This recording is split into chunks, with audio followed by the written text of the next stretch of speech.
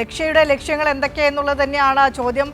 പലർക്കും പല ഗൂഢലക്ഷ്യങ്ങളുണ്ട്. ഈ ലക്ഷ്യ സമ്മിറ്റിൽ ലീഡർഷിപ്പ് ക്യാമ്പിൽ പങ്കെടുക്കുന്ന പലരുടെയും ഗൂഢലക്ഷ്യങ്ങൾ പലതാണ്. കെ.സി. വേണുഗോപാൽ കഴിഞ്ഞ കുറേ കാലങ്ങളായി കേരളം കേന്ദ്രീകരിച്ച് അദ്ദേഹത്തിൻ്റെ പ്രവർത്തന മേഖല കേരളത്തിലേക്ക് മടക്കിക്കൊണ്ടുവരാനുള്ള, ഇതുവരെ നിയമസഭയിലേക്ക് മത്സരിച്ചിട്ടില്ലെങ്കിൽ പോലും ഇനി ഒരു നിയമസഭാ അംഗത്തിന് ബാല്യമുണ്ട് എന്ന് പറഞ്ഞുകൊണ്ട് തന്നെയാണ് കെ.സി. വേണുഗോപാലിൻ്റെ ഇവിടുത്തെ പ്രവർത്തനങ്ങളൊക്കെ. അതൊരു തരത്തിലും അനുവദിക്കില്ല എന്ന് പറഞ്ഞുകൊണ്ടാണ് മറുഭാഗത്ത് വി.ഡി. സതീശനുള്ളത്. കഴിഞ്ഞ കുറേ കാലങ്ങളായി വിവിധ സാഹചര്യങ്ങളിൽ വിവിധ സന്ദർഭങ്ങളിൽ കോൺഗ്രസിലെ നേതാക്കൾ എടുക്കുന്ന നിലപാട് തന്നെ പരിശോധിച്ചാൽ മതി ജോഷില. ഏത് വിഷയം വന്നാലും ഒരു അഭിപ്രായ ഏകീകരണത്തിലേക്ക് എത്താൻ മിക്കപ്പോഴും കോൺഗ്രസ് നേതാക്കൾക്ക് കഴിയാറില്ല. ഒരാളോട് ഒരേ ചോദ്യം 4 കോൺഗ്രസ് നേതാക്കളോട് ചോദിച്ചു കഴിഞ്ഞാൽ 4 ഉത്തരമായിരിക്കും നമുക്ക് ലഭിക്കുക എന്ന തരത്തിലുള്ള പ്രതികരണങ്ങളൊക്കെ നമ്മൾ കഴിഞ്ഞ കുറേ കാലങ്ങളായി കാണുന്നുണ്ട്. അപ്പോൾ ഒരു അഭിപ്രായ ഏകീകരണത്തിലേക്ക് ഒരു തരത്തിലും ഒരു കാര്യത്തിലും ഒരു സന്ദർഭത്തിലും എത്താൻ പറ്റാത്ത കോൺഗ്രസ് നേതാക്കളുടെ ഗൂഢലക്ഷ്യങ്ങൾ ഓരോന്നും ഈ ലക്ഷ്യ സമ്മിറ്റിൽ വെളിവാകുമോ എന്നുള്ളത് തന്നെയാണ് നമ്മളെല്ലാവരും നോക്കിക്കൊണ്ടിരിക്കുന്നത്.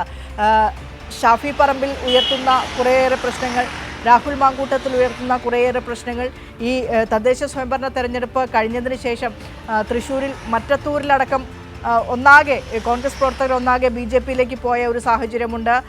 പല സ്ഥലങ്ങളിലും പ്രതിനിധികളെ തീരുമാനിക്കാൻ, അല്ലെങ്കിൽ പ്രസിഡന്റുമാരെ ഉപാധ്യക്ഷന്മാരെ തീരുമാനിക്കാൻ വലിയ തമ്മിലടികൾ നമ്മൾ പരസ്യമായി തന്നെ കണ്ടതാണ്. ജോഷിനെ നേരത്തെ സൂചിപ്പിച്ചു വെച്ച വയനാട്ടിലെ ദുരന്തബാധിതർക്കേറ്റ അവരോട് കാണിച്ച അനീതി, അത് മറ്റൊരു വിഷയമായി നിൽക്കുന്നു. അങ്ങനെ പല പ്രശ്നങ്ങളുണ്ട്.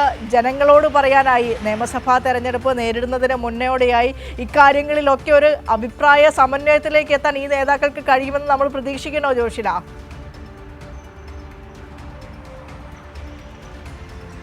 വിനിഷ, മറ്റൊരു കാര്യമുണ്ട്. നമ്മൾ പറയാൻ വിട്ടുപോയ ഒരു പേര് കൂടിയുണ്ട്. അത് രമേശ് ചെന്നിത്തലയുടെയാണ്. ഇവരുടെയൊക്കെ അടിക്കിടയിൽ രമേശ് ചെന്നിത്തല എന്ന് പറയുന്ന ഒരാൾ മറ്റൊരു ഭാഗത്ത് നിൽക്കുന്നുണ്ട് എന്നുള്ളതാണ്. അദ്ദേഹം ഈ വി.ഡി. സതീശൻ അദ്ദേഹത്തിന്റെ കഴുത്തിന് പിടിച്ച് നിൽക്കുകയാണ് എന്നുള്ളതാണ് ഒരു പൊതുജന സംസാരം വന്നിരിക്കുന്നത്. എന്തായാലും ചെന്നിത്തല കുറേ വർഷങ്ങളായി ഈ ഒരു മുഖ്യമന്ത്രി കുപ്പായം ലക്ഷ്യമിട്ട് നീങ്ങുന്ന ഒരാളാണ്. അതുപോലെ തന്നെ കെ. മുരളീധരൻ മറ്റൊരു വശത്ത് നിൽക്കുന്നുണ്ട്. കെ. മുരളീധരനും സ്വന്തം ആസ്ഥാനം കണ്ടെത്തി പ്രവർത്തിക്കാൻ തുടങ്ങിയിരിക്കുന്നു എന്നുള്ളതാണ് മറ്റൊരു കാര്യം.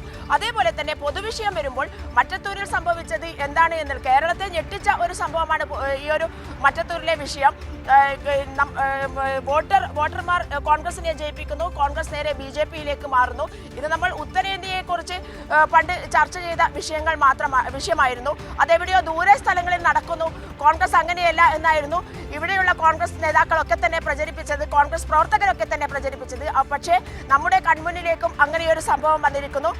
കോൺഗ്രസിലെ തദ്ദേശ സ്വയംഭരണ സ്ഥാപനങ്ങളിലേക്കുള്ള തെരഞ്ഞെടുപ്പിൽ കോൺഗ്രസിൽ അങ്ങനെയൊരു മാറ്റം, അതായത് കോൺഗ്രസിന്റെ മുഖം BJP ആവുന്ന ഒരു മാറ്റം കേരളത്തിൽ കണ്ടു തുടങ്ങിയിരിക്കുന്നു. ഇനി എന്ത് വിശ്വസിച്ചാണ് കേരളത്തിലെ ജനങ്ങൾ കോൺഗ്രസിന് വോട്ട് നൽകുക എന്നുള്ള ചോദ്യം ഒരു പൊതുജനങ്ങളുടെ ചോദ്യമായി ഉയർന്നിരിക്കുന്ന ഒരു സാഹചര്യത്തിലാണ് ലക്ഷ്യ ഇവിടെ നടക്കുന്നത്. അതിന് കോൺഗ്രസ് നേതാക്കൾ എന്ത് മറുപടി പറയും?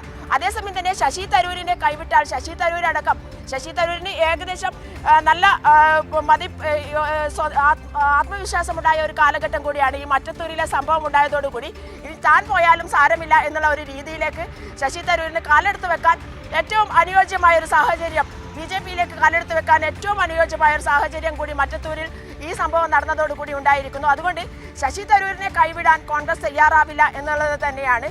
അതുകൊണ്ട് തന്നെ ശശി തരൂരിന് ഇവിടെ മത്സരിക്കാൻ ഒരു സാഹചര്യം നിയമസഭാ തെരഞ്ഞെടുപ്പിൽ ഉണ്ടാക്കി കൊടുക്കേണ്ടത് കൂടി കോൺഗ്രസിന് ശശി തരൂർ കൈവിടാതിരിക്കാനുള്ള ഒരു കാര്യം കൂടിയാണ്. അങ്ങനെ പല രീതിയിൽ കോൺഗ്രസിന്റെ മുഖം BJP ആവുന്നു എന്നുള്ള ഒരു തിരിച്ചറിവ് പൊതുജനങ്ങൾക്കിടയിൽ ഉണ്ടാകുന്നു. അത് മാറ്റിയെടുക്കാനുള്ള ഒരു സാഹചര്യം കൂടി വേണം കോൺഗ്രസിന്. അത് അടക്കം ഇപ്പോൾ ഈ ഒരു സബ്മിറ്റിൽ ലക്ഷ്യയിൽ ചർച്ചയാവും. മറ്റത്തൂർ വിഷയം വലിയ ചർച്ചയായി മാറും എന്നുള്ള കാര്യത്തിൽ സംശയമില്ല.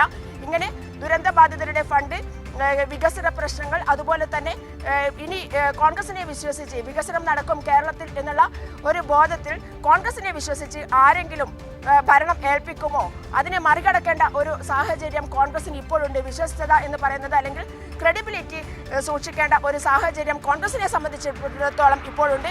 അതിന് എന്ത് ചെയ്യണം എന്നുള്ള കാര്യം ഈ ഒരു ലക്ഷ്യയിൽ അവർ തീരുമാനമെടുക്കേണ്ടതുണ്ട്. അതുപോലെ തന്നെ മറ്റത്തൂർ സംഭവവുമായി ബന്ധപ്പെട്ട് അതിൻ്റെ മുഖം രക്ഷിക്കാനുള്ള ഒരു ശ്രമം ആ വിഷയമടക്കം ചർച്ച ചെയ്യേണ്ടതുണ്ട്.